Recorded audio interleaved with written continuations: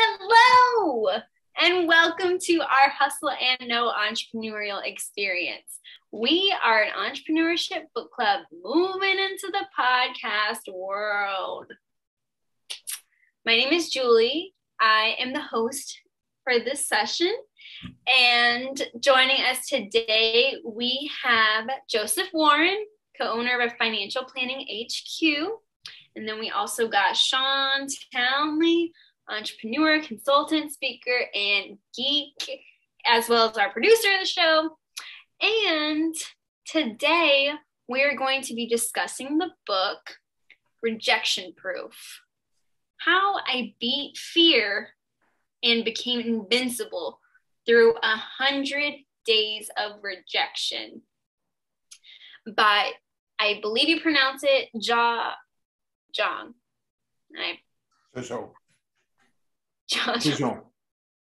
Jean. Forgive me if I'm incorrect on that, but that's how I think you pronounce it. Anywho, without further ado, let's get started. Let's do it. So, first question, team. In one word or sentence, give me your synopsis of the book. If you were the author, what is the one main point you would want the reader to take away from this book? It doesn't have to be one word or sentence. I know I say that, but we never follow through with that. I'm going to put Shawn on the hot seat this time. Do it. Is this a Gary Vaynerchuk book? No, I'm just kidding. Pretty much. I mean, Just kidding. so the more you do it, the less it hurts. Do it. Mm-hmm. Okay, so is that the main point you think the author wanted the audience to get from this book? Is just do it? Yes. Okay. Okay, I like it. Short and sweet. As this book should have been. Oh, okay. There it comes out. Shawn talking shit about the length of the book. Okay. Oh, let me dress up as a soccer player in Texas. Oh, nope. Let me tell you another story. No, tell the story, damn it. Are you mad because this guy is talking about Texas and you're like, Texans don't act like that during the Cowboys game? I would never answer the door. Move along. Just move along. Okay, so you didn't like the stories. We'll get there, actually. We'll get to your dislike part. Joseph, back to our first question. What do you think the main point? How bizarre. My phone just randomly started. Can we talk to Julie's whomever right now? That person on. Bring him on. It's Pandora. Who's it Pandora? randomly started playing a song. Oh. I didn't even touch it, I swear. So did I trigger Pandora? Is that what happened? Mm-hmm. What song was it? Huh? What song was it? You Get What You Give by the New Radicals. I love that song. Yes! That's a great song. Wow. Yeah. Did you play that song or did it just come up randomly? Well, I was listening to it on Pandora and then I paused it and I guess I didn't close the app out like I should have. Yeah. Anyways, we digress. Yeah. Let me close it out now before I get in trouble again. Anywho, Joseph, what is the main point of the book? And your description and the main point the author would want you to take away. Yeah. One sentence. One word. Rejection. Oh my gosh. One sentence. Rejection hurts, but it's good. So it may hurt in the beginning, but it's still a good thing. It's so good. It's a John Cougar Mellencamp song. Can you play John Cougar Mellencamp right now? Hurts so good. No, yeah. Producer Shawn, you can play it if you want. Play it over in the background. Come on, baby, make it hurt so good. Okay, rejection may be painful, but it's something that helps you. I'll say it a different way so I don't get John Mellencamp. Duh. But the good things about rejection is, first of all, it's fun. Like it starts off with, he has a lot of fun doing it because these people are living these routine lives and it's so boring. And then it's like, oh, this person wants me to make an Olympic donut thing. And it's like, wow, this is fun. And then everyone loves it. It goes viral. So rejection, it's fun. It can be fun. If you inject humor into it, it's like less painful. And it can actually be a good thing because it could be a sign that you're actually ahead of your time, that you're doing all the right things. And what else is good about it?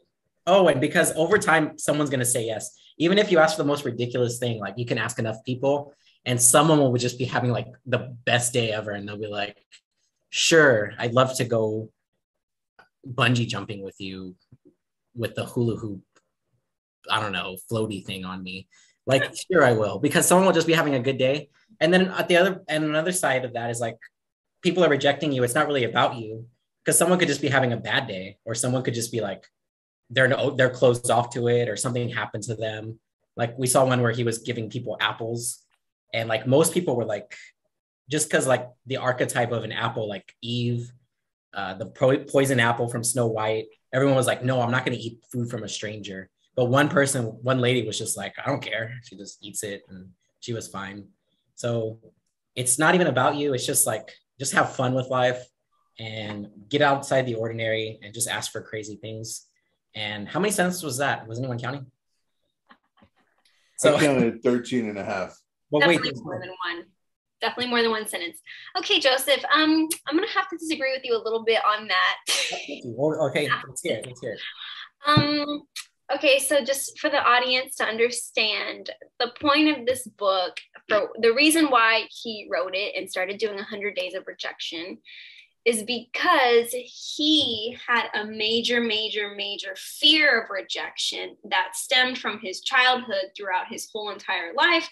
So in a professional setting, he just wasn't able to overcome that fear. So he made this challenge for himself in order for self-improvement, not really for the outside world. Initially, it started off for himself.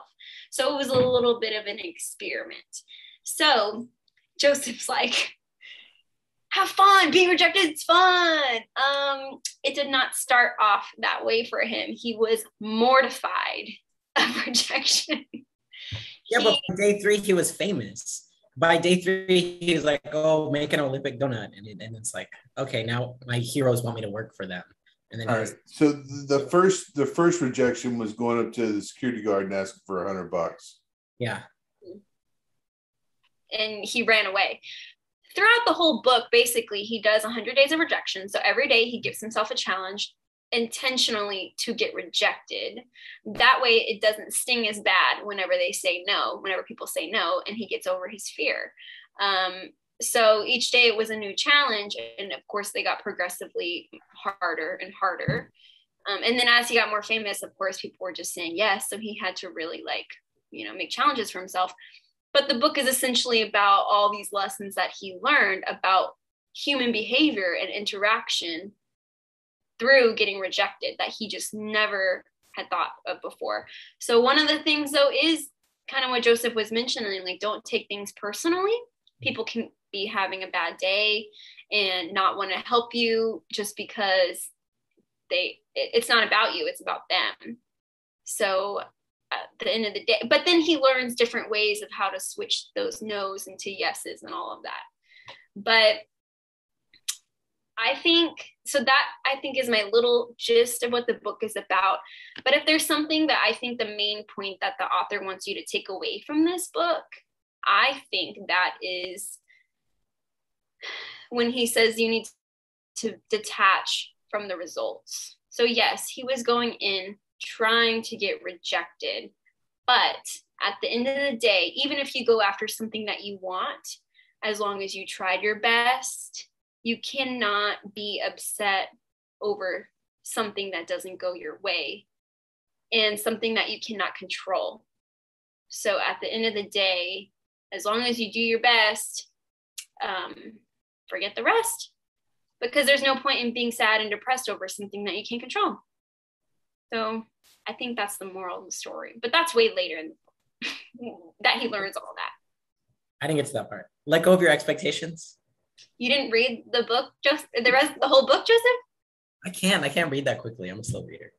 But it's basically let go of your expectations. I read like more than half of it.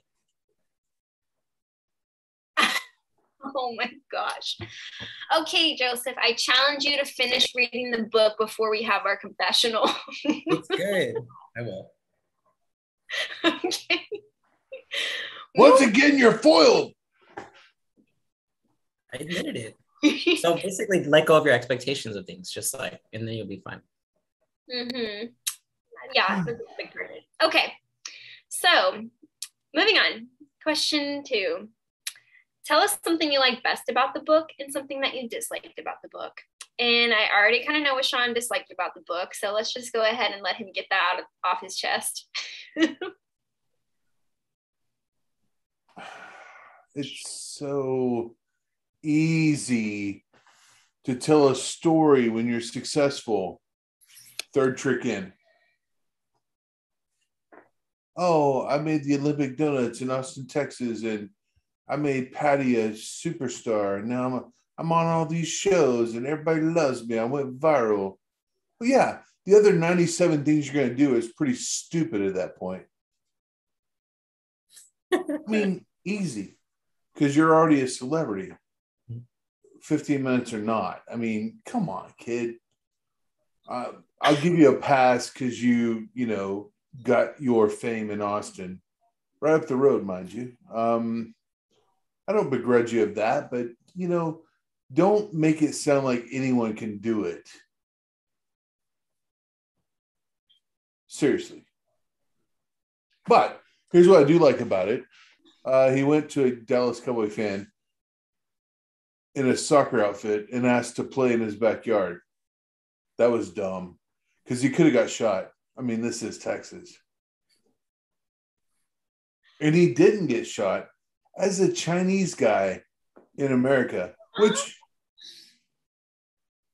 I'm not saying I'm racist. I'm just saying in Texas, that's not an easy thing to do.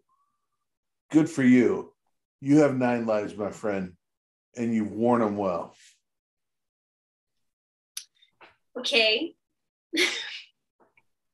Okay, I hear you, but I also have to disagree a little bit because, first of all, yes, he did get famous after his 3rd time with the Olympic donuts. That was a complete fluke, but he also said himself, people were wanting to interview him, his video was going viral, but he didn't feel like he was really ready to talk about it because he had just started this experiment. He hadn't learned all of his lessons yet about people.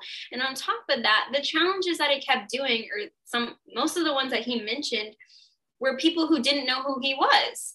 So just because it went viral, and yes, maybe some people recognized him and maybe he asked some favors, a lot of his challenges still were people that didn't know him. So I wouldn't discredit him. The dude got my dream after a viral video talking to Patty at Krispy Kreme. Okay. He was asked to go to work for some of the most influential people in the world.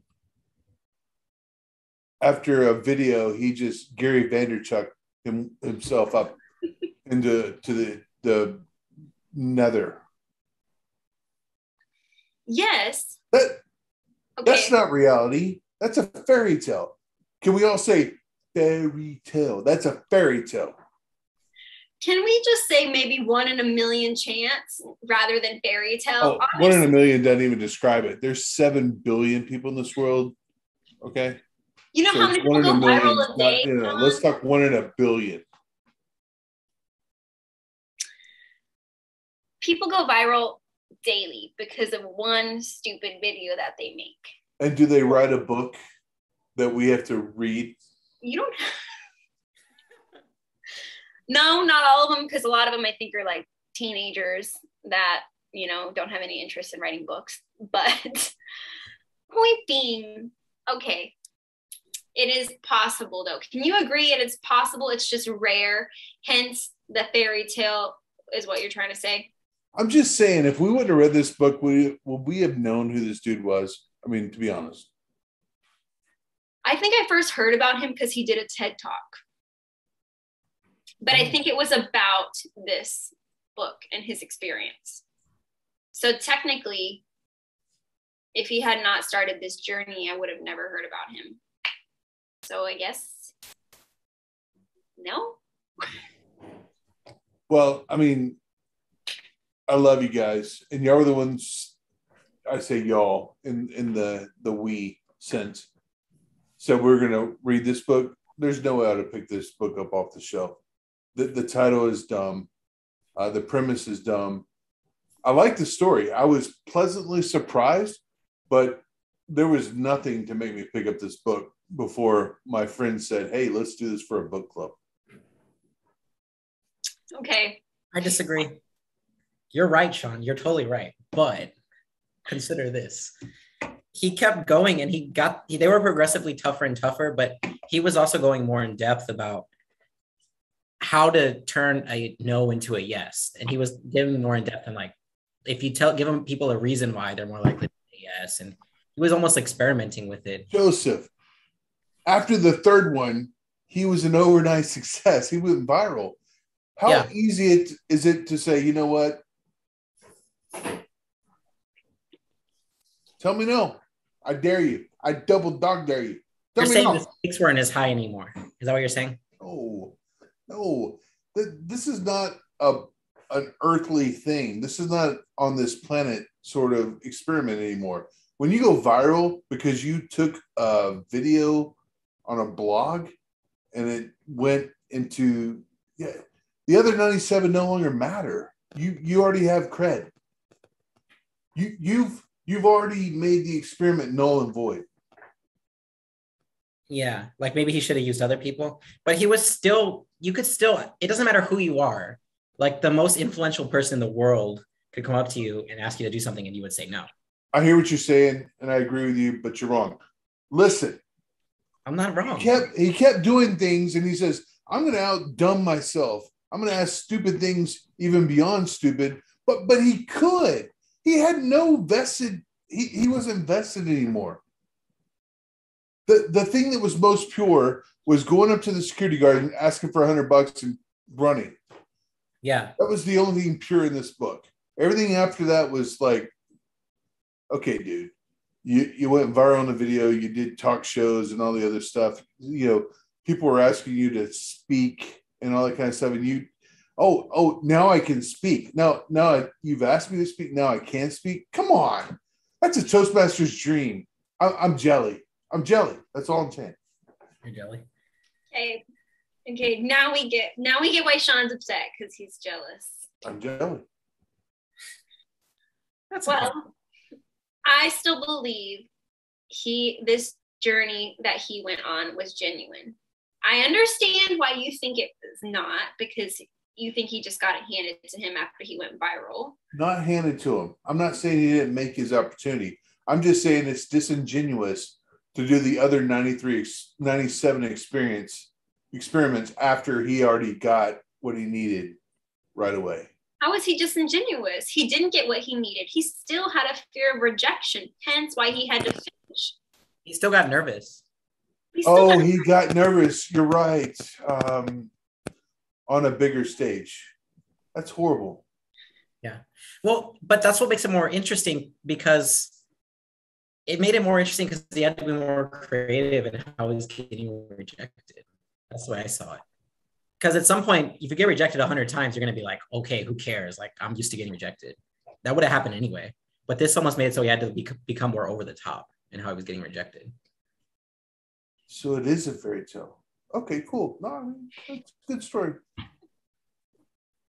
Was the whole Cowboys game thing after the 3 days? I'm sorry?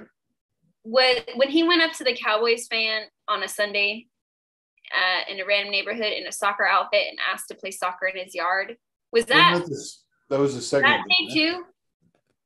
I think that was thing 2. I don't remember. Okay, scratch that. Okay, Joseph. And the video went viral for good reason, because it's very interesting to watch someone get rejected first of all, or try to get rejected. And it's also cool to see But someone he didn't. breaking the pattern of their day and doing something fun. He didn't get rejected. It was a genuine human It moment. went viral because Patty was a good person. Yeah, that is. But that wouldn't have happened if he hadn't put her in that position where it could happen. Right. And not only did it go viral, it didn't go viral in like a bad way. It went viral in a way that inspired a lot of people. It wasn't like he was like, oh, I'm going to like trip a grandma. No, Patty got moved over to the cool kid table. I mean, for sure. But Patty got moved over to the cool kid table for sure. yeah. And he was just being himself. Like he genuinely wanted to get over this fear of rejection that he had. That was deep rooted because he had uncle who was like, no, you can't do that. But he took him home and ate it with his wife. He got the best of all worlds. Even if he got rejected, he got donuts. He deserves it because he made that happen. He made it happen. Yes. Mm-hmm. Shawn, well, maybe you should start following yourself around, like Gary Vee says, with a camera all the time, and then wait until one of that is interesting enough to post and go viral. And then you will live that dream. Right. It's definitely a Gary Vee utopia. Mm-hmm. But it's classic entrepreneurial. There's a problem, and I have this problem, and I'm going to solve it. And he inspires a bunch of people. I should have read the book so I could argue. Oh my gosh. Okay, Joseph. So whatever you did read, what did you like and dislike? Or I did read most of the book. I got the gist. Okay. So anything that you disliked or liked specifically? I really love the writing style. I don't know why, but his writing style was like it was almost like a cinematic writing style. I don't know how to describe it, but I could follow it very easily.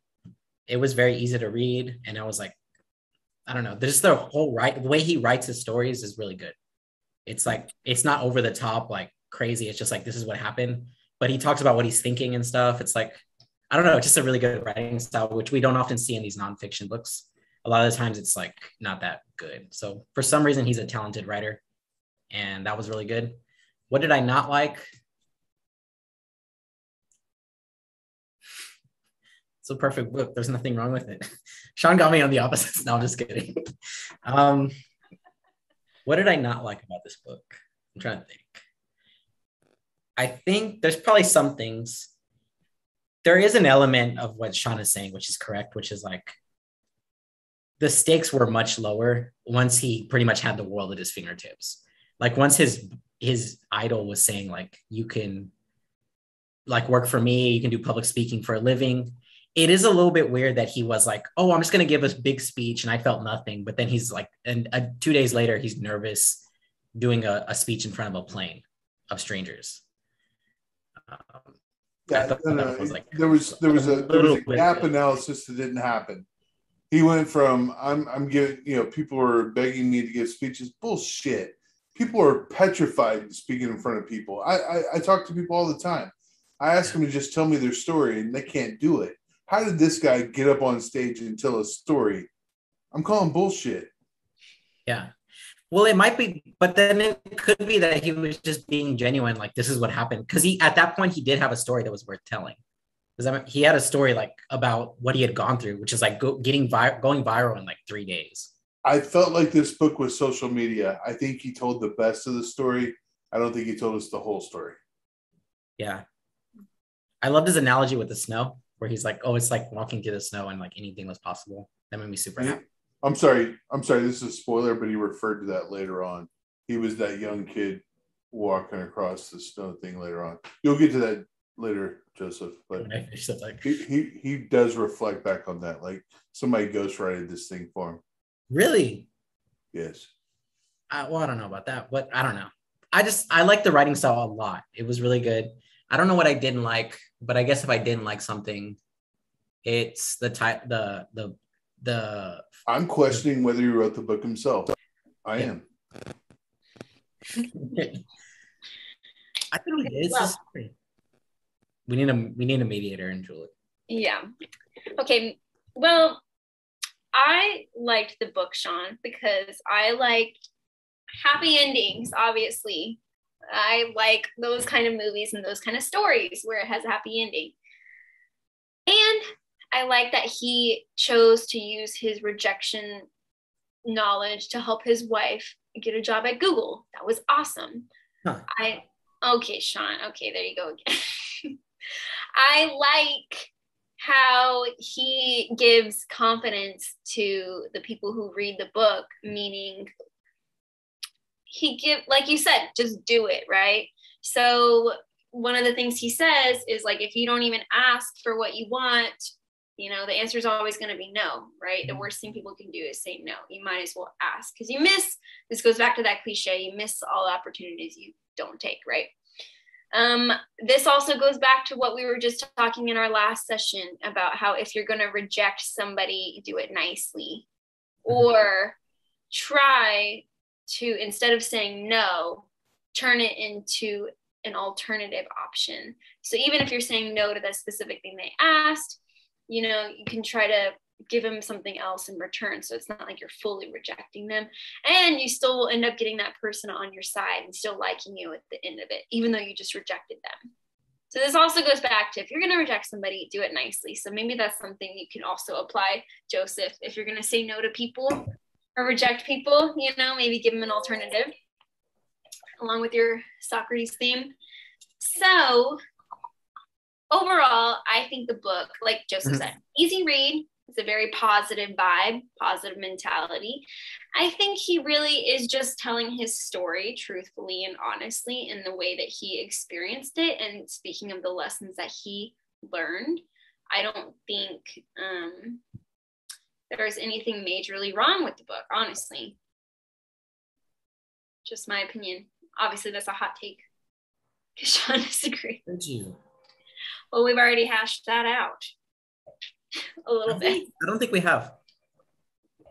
I think we came to agree to disagree at that. Well, no, I can see Shawn's point. Yeah. I just don't know if I believe 100% that like he was able to not complete anything, because I mean, the fact that on the third experiment he had success, the fact that he helped his wife toil to get a job at Google because that was her thing. Her dream. I mean, I would hope I could get my wife a job at Google if I had any sort of success and could talk to anyone. I mean, I'm just saying it didn't feel genuine. It felt a bit like a fairy tale. It felt very social media. Like, let me tell you the best of what happened. I think there's more to the story, and we didn't get it all. Yeah. Okay. I could see that. What about, though, the example? But she got it on her own accord because she's a good person. Oh, I see. You think she got the job because of his fame. But that's a form of currency nowadays. Like we talked about that in other books. That's a form of currency. Well, and he's using his fame as leverage. But don't make it a story in your own effing book. Come on. But why wouldn't you use it if you had it? Exactly. It's a kind gesture. Don't parlay it as she was genuine and made it on her own. But it's probably part of it. I mean, she could have ruined it. I don't know. I'm playing the dark. The black and white of this. The film noir. Film noir. Okay. Sorry, I this book was better than I thought. Oh, now you're saying it's better than you thought. I don't think it was genuine. Okay. You are entitled to your opinion. Thank you. Okay, so then, Shawn, is there anything that you think you could apply? Moving on to our third and final question. Is there something you learned from this book that you did not know before? And if so, how are you going to apply that to your life? Is there anything you liked that you could do? Right. So I need to get comfortable with the fact that I need to record everything I do and take credit for it early and often. Okay, are you gonna do that? I will ask you in our confessional. Yeah, okay. No. Okay, wise ass. Then don't say that. He's so salty. I refuse to follow myself around with my iPhone and until something works out for me. That's fair. You're missing all the opportunities you don't take, Shawn. Right. Yes, I am a loser, baby. So why don't you kill me? Not. It's just he's a different generation. He's a different type of person. It is weird that he was wanting to get rejected, but he's totally cool posting videos of himself online because that's also allows you to get rejected. That's how he overcame his fear. It was all a process. Yeah. But I mean, he was courageous. It's one thing to be scared to ask someone for $100, but to record it and put it online when you're bumbling is an act of courage. From the very beginning, he seemed like he had the courage.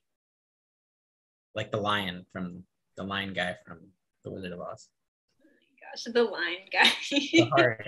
He had his heart the whole time. The Tin Man, whatever. Okay, Joseph. So what do you think you're going to apply? And Shawn, you still didn't answer that question. So we're going to come back to you too. Yeah. What am I going to apply?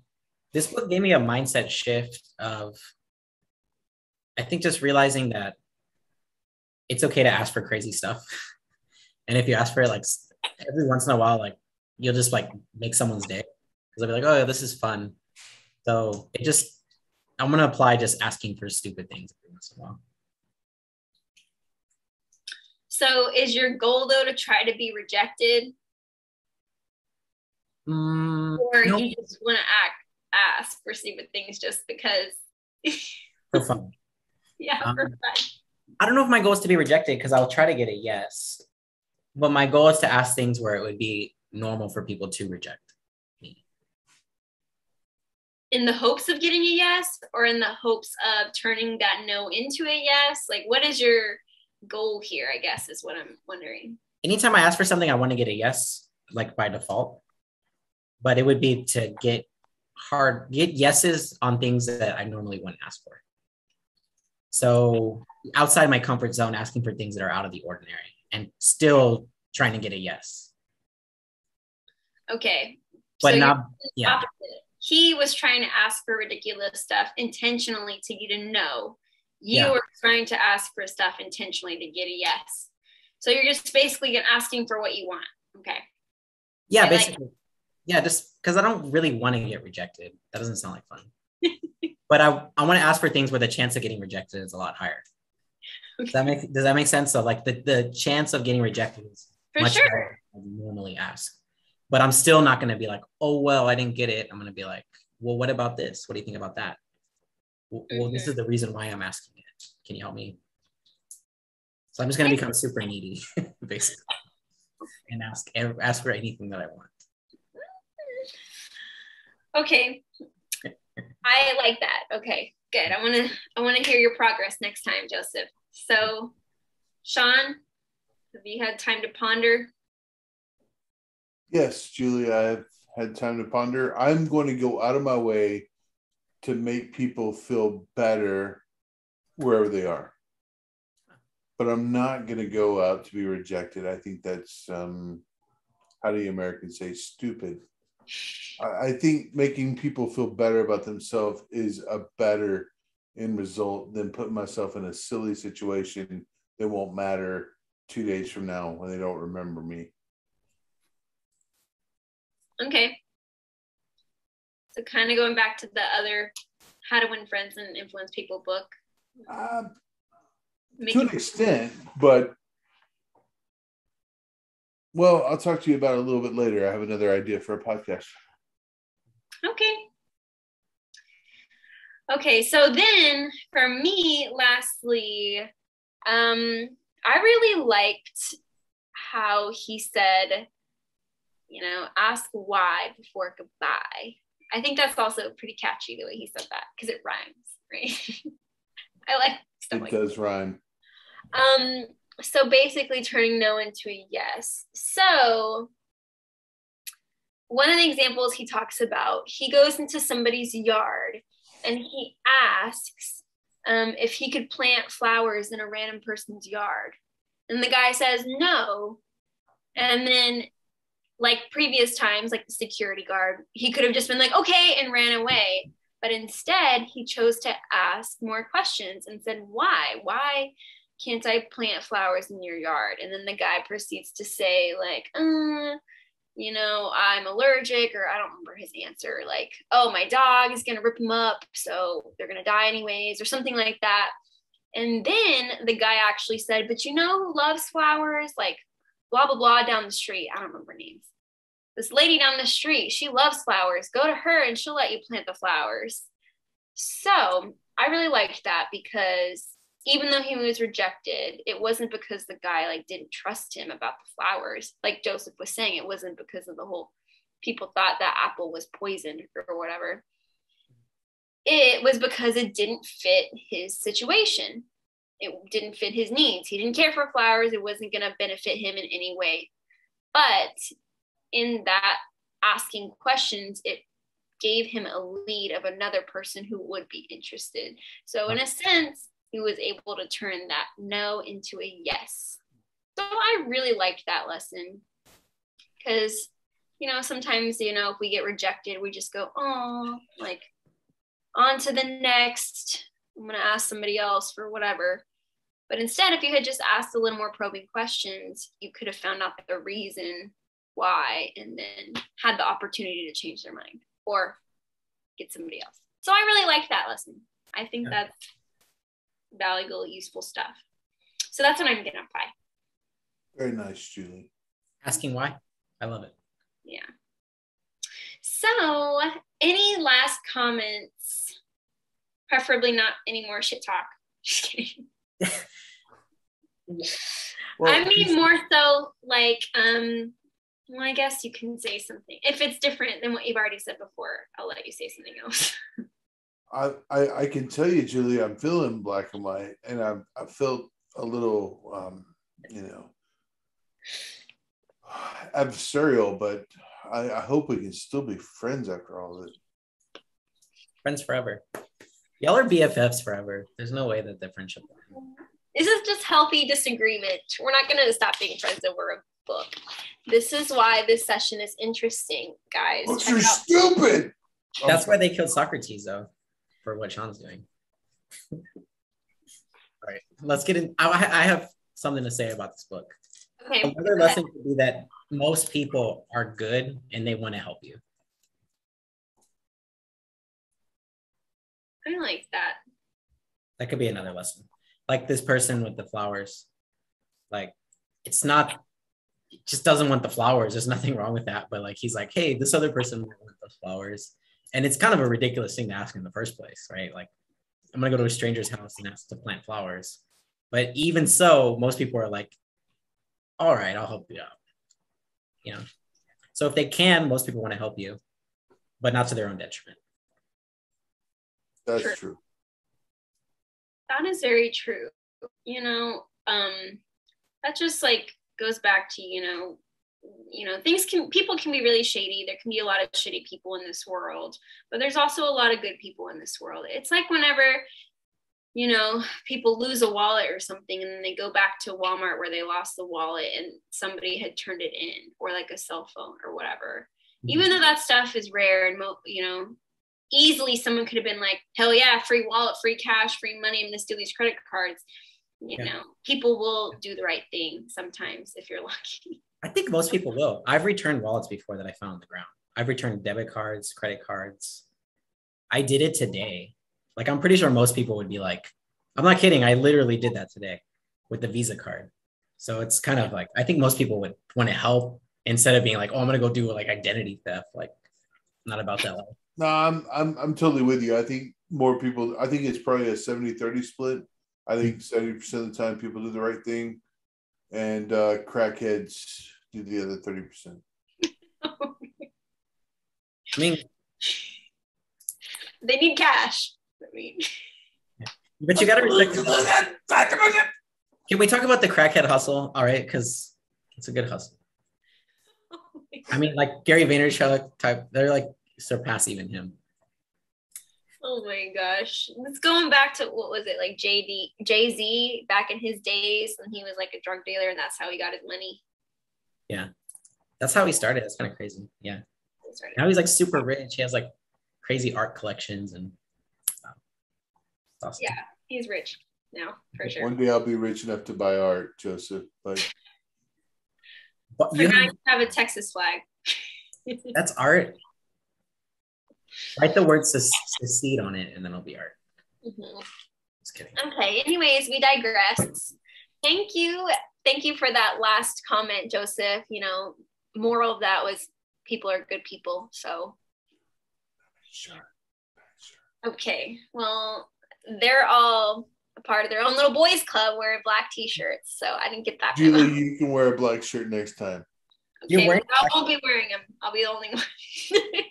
They're gonna intentionally not wear one just to spite me. That's not true. You know me.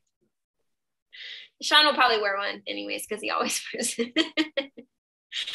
But anyways, thank you everybody for watching our session, our Hustle and Know entrepreneurial experience of Rejection Proof. And if you want to learn more about the book and the author, you can find more in the description. And don't forget, hustle beats talent when talent doesn't hustle. We'll see you next time. Bye.